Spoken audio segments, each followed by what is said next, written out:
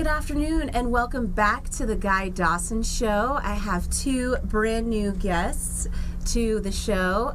This is not their first TV debut, though. It is mine. It is yours? First with you, Corinne.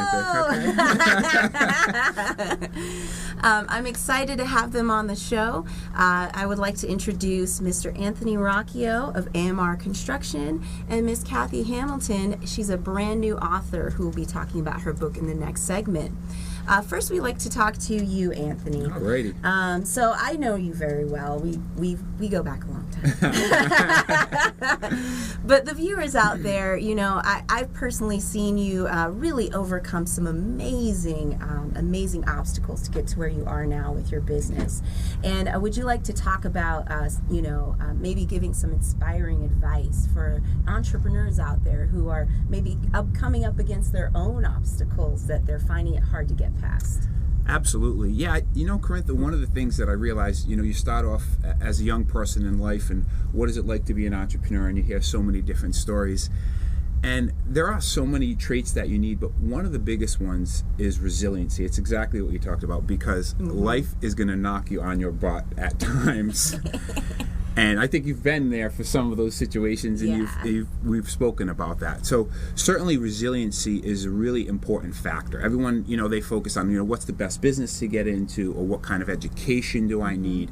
And of course that's very important, but really you have to adapt and be resilient. And sometimes it's a matter of, okay, you get knocked down and you have to really think about, okay, what's my next step? How am I going to get back up? Because really that's what it's about. It's not how many times you get knocked down. I think it's a quote from one of the MMA guys. It's, you know, get knocked down 7 times, get up 8 times. And really that can be transferred to entrepreneurship. And good thing nobody's actually hitting us and knocking us down, although sometimes it feels like that. Yeah. But resiliency, and I think you can really carry that over to life in general. So people talk about, okay, what qualities, what skills do you need to be an entrepreneur? There are a lot of the same skills that you need to be just a successful person in life. Because even if you're not an entrepreneur, you know, at a certain point in your life, you went back to school. You're getting your master's degree. So it's really about looking at what obstacles are in front of me. How do I overcome them? How do I work to my strengths, and how do I improve my weaknesses? Definitely. Yeah. Definitely. I'd like to talk to you a little bit about, you know, how.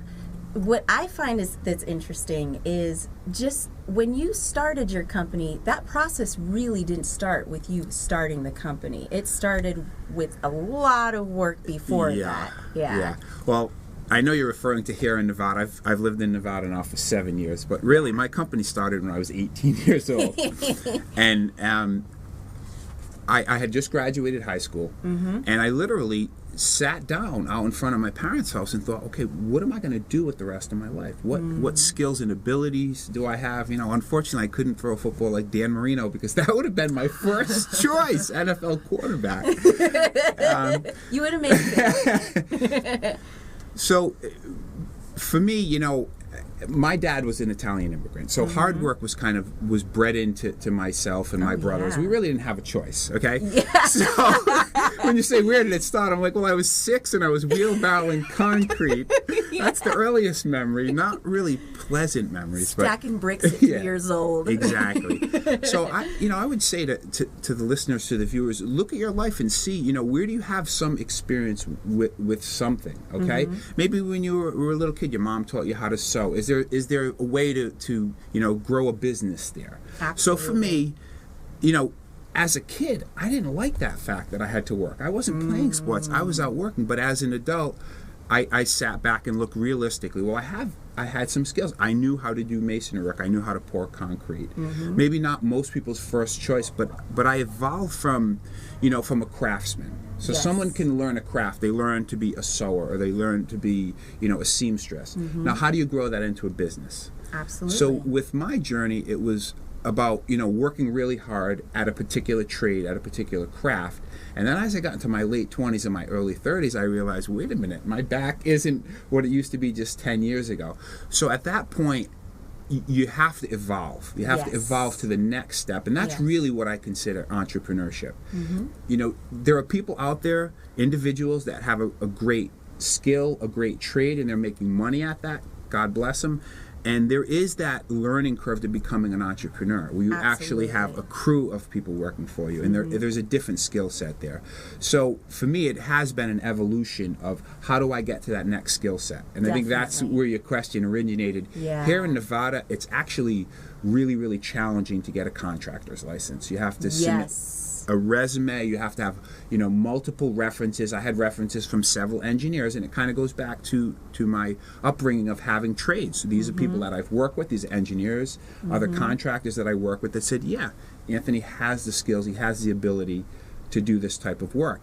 In addition to that, in Nevada, you have to go through various background checks. I had to go get fingerprinted, and they pull your credit report. So they really do look at the whole person to say, A, does this person have the ability to do the trade? Absolutely. For my trade, I have a General A engineering license, which means I could do underground utilities, excavation, earthwork, road, bridges, a pretty wide variety of work, but I have the experience in that work. And then they also look at, do you have the financial competency? Oh, yeah. And are you trustworthy? So that's why they do all these various checks. Again, it's kind of like the experience that I explained when I was a kid, you know, working with my dad. You don't like it at the time. Yes. But that is the process in Nevada to get a contractor's license in Nevada. It's quite extensive. It took me about 6 months, and I've actually talked to several people that took them closer to a year to get through all the process. And it's somewhat expensive. You have to pay along the way for different fees and different application fees. But I think they do that basically to protect the consumer. So there are a lot of hoops that we have to jump through as contractors in the state. I know some homeowners are going, wow, it is. There's a lot of work, and that's with any trade. Whether any building trade, there's a really extensive permitting process here in the state of Nevada.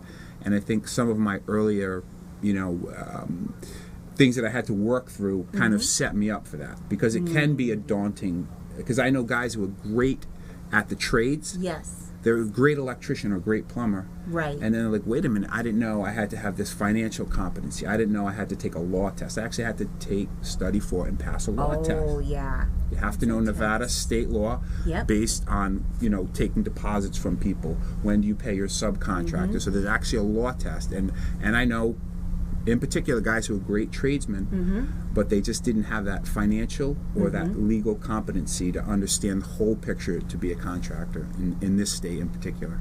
That's so much work. And part of the reason why I wanted to have you on the show, Kathy, as well, is, you know, we've kind of watched and supported Anthony throughout this process. Can you tell people, can you tell the viewers out there, you know, just kind of being an observer and a supporter of someone like Anthony, what kind of advice would you have, kind of watching someone go through that process?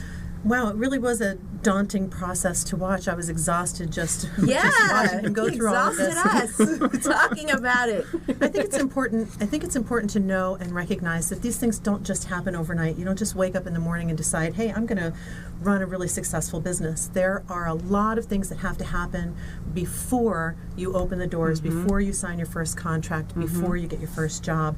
And I know I have a greater appreciation of that because we watched Anthony go through this step by grueling step, and sometimes one step forward, two steps back. But he's on his way now, and with the perseverance and stick-with-itness, he's going to be a great success.